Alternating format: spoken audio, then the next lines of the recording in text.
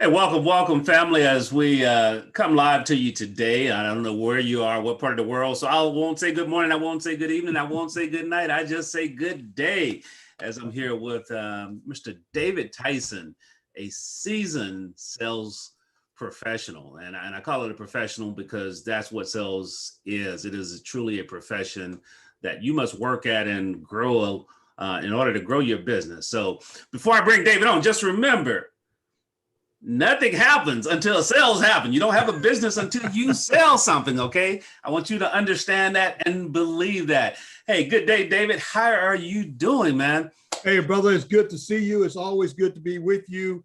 And I am having an excellent day. You know, as we get ready for the Summer Growth Summit, and really, somebody asked me the other day, man, why a summer conference? You know, most people taking vacation in the summer. Well, great growth happens in the summer. It really, for me, David, it came out of a concept of summer school. You know, you went to summer school for one or two reasons: because you were behind, or you wanted to get ahead. Get ahead. Yep, that's true. So as we talk about you're going to be helping people adjust their sales plan by really focusing on relationships. Yes. Mm-hmm. If you would just share a little bit about what individuals will walk away with by attending the conference. Well, you know, Howard, I'm glad you asked that question, because I want to go back to what you said at the very beginning and said nothing happens until somebody sells something. Well, you don't sell anything unless you have a relationship. All right. Wow. Okay. And so you might have the greatest widget out there, right? And if it's a product on demand, so you might get it in the door. However, you might get it in the door that one time, but then when it's time for that repeat buy, they may go to someone else whom has the best price. So if you want to savor that over a period of time, you have to develop a relationship. And so, you know, what I tend to call it in the annals of sales relationships building, you know, we try to look at reasons and how you can build relationships. And that incorporates, you know, now in this virtual world, you know, and even right now, as you and I are doing face-to-face, having face-to-face conversation, there's still the concept that I've got to build a rapport with you in order for you to trust me, in order for us to go to the next level. So people have to understand that they need to identify the different communication styles that you as a buyer might have that may be different from the selling style or the relationship building style that I have. So we have to do something that we tend to call matching and mirroring in order for that to happen. So building that relationship is fundamental in terms of helping you get to the next step, which is ultimately developing a long-lasting business relationship that's going to cause you to have repeat business. You know, when you say that, it made me think about something, David, and I'm going to challenge myself, and I'm going to challenge everyone that's listening. Before you come to the conference and enjoy David's training, I want you to identify 10 people or 10 businesses that you want to either start a relationship with or strengthen a relationship with, okay?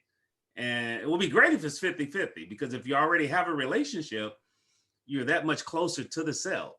That's it. You know, talk about how you help people really identify who they should be developing the relationships with, David. Well, yeah, that's a good question. I want to answer that question in the sense that we all need to have some kind of target markets, you know, that we're going after. But I want to also I want to take it back a notch, because the piece to the puzzle, even as you get there, you need to identify who you are most able to sell to.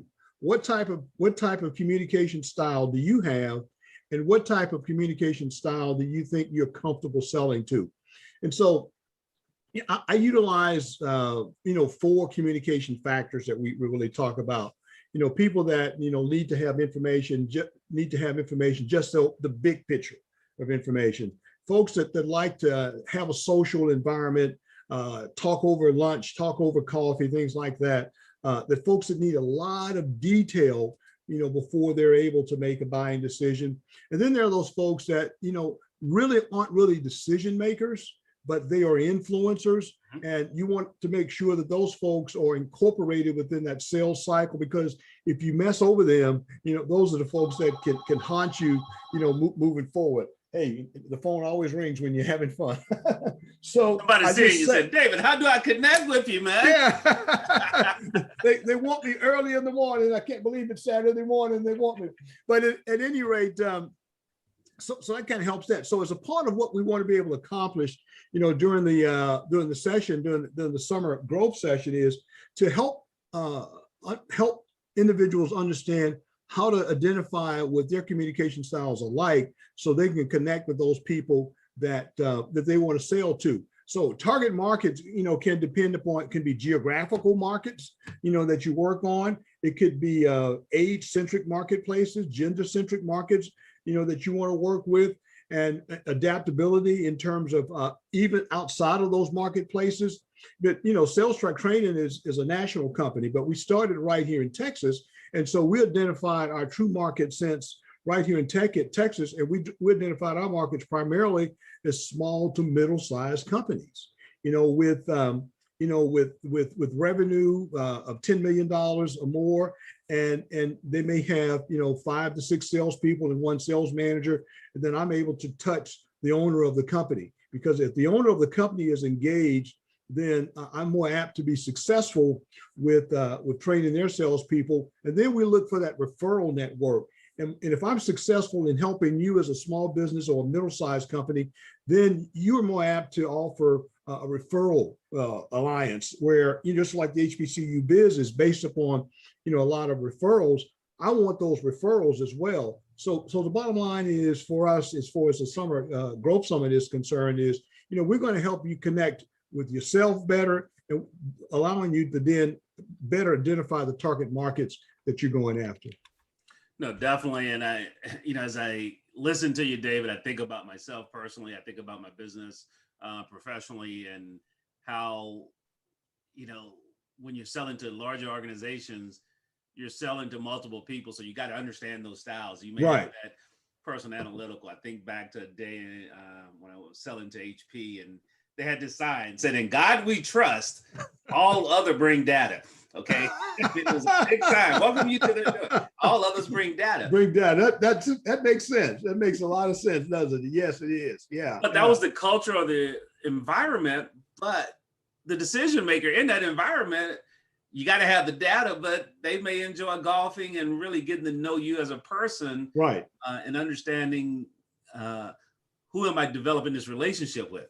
And so that's why it's key for you to show up at the Summer Growth Summit, to learn, how to match and mirror. Okay. M&Ms, it's just like a bag of M&Ms. You don't know what you're going to get. And so you have to be able to match and mirror as you're engaging with your target market. And so, because remember, marketing is the conversation. Yeah. Sales is the conversion. Okay. Right. That's where the currency happened. Okay. That's it. That's right. The old expression goes, you can market all day long, and but the bottom line is the bottom line. It's when you get profitable revenue dollars that are coming into your organization, and that's key, because I've run across salespeople, I've trained salespeople that are anxious to close the deal. But if you're closing the deal at low profit margins, and sometimes you have to close the deals at lower profit margins than you want to, but ultimately you want to close the deal at these higher profit margins. And so that gives the organization, it looks certainly much better on the P&L sheet. Well, P&L, and once again, cash flow is king, but cash keep is the queen. So remember, the queen rules the board. That's right. Mama ain't happy, nobody's happy. So for all you married guys, you understand that. Amen to that. So, look forward to seeing you. If you're listening to this and you own a business or you run a business, you're saying, hey, what adjustments do I need to make in my second half? And David is going to share how important these relationships are and how you can really adjust your relationship plan with the sales focus. That's how I look at it from that standpoint. That's right. Right.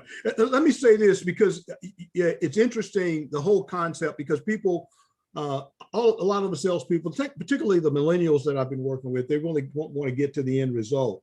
And I'm all about that as well. However, the relationship piece is even more important right now than it may have been in 2019 or 2020, because budgets are limited. Yeah. You know, companies are still operating in a pandemic mindset. And so if you're going to impact them, then you need to impact them in such a way that they can see a profitable, positive return on the product or service that you're providing. Because ultimately, if you don't have the right relationship and the right communication skill sets in order to impact them positively, then you're going to be left, you know, you're going to be left out, and someone else, some other organization, your other competitor is going to get that deal. So once again, David is going to help you with that. And I like that PPP, positive. Hey. You're going to have that positive return, but really a positive payback is how I like to say it is, you know, they're going to give you something, but you got to give them something in return. And that relationship helps cement that. You know, when I look at my long-term clients, I don't call them customers when they're long-term like that. Oftentimes we're not the cheapest. Yes. We're the most cost-effective. Cost-effective, yeah. And that's understanding what's important to them. Because, you know, I had this, and I'll kind of close with this story a little bit, David, is some people in her organization was saying, well, we can buy this cheaper online. She said, no, I tell Howard what I want. He does it, comes back to me. I give him the okay, and I forget about it. Right. She said, I can go work on other stuff. Okay. Trust factor. I'm not chasing to make sure that this is in process, it's going to be on time. If he runs into a hiccup, then like that same client right now, I got to call him and say, hey guys, we got something we want to do in eight weeks. We're against the window. Hey, I need you to nudge. I got to nudge them. And so that's what they're paying for. Right. You know, I know their organization. I know the culture. I know what she needs from her team. I know that she don't want 10 selections. She want 3 things for them to choose: good, better, best. That's right.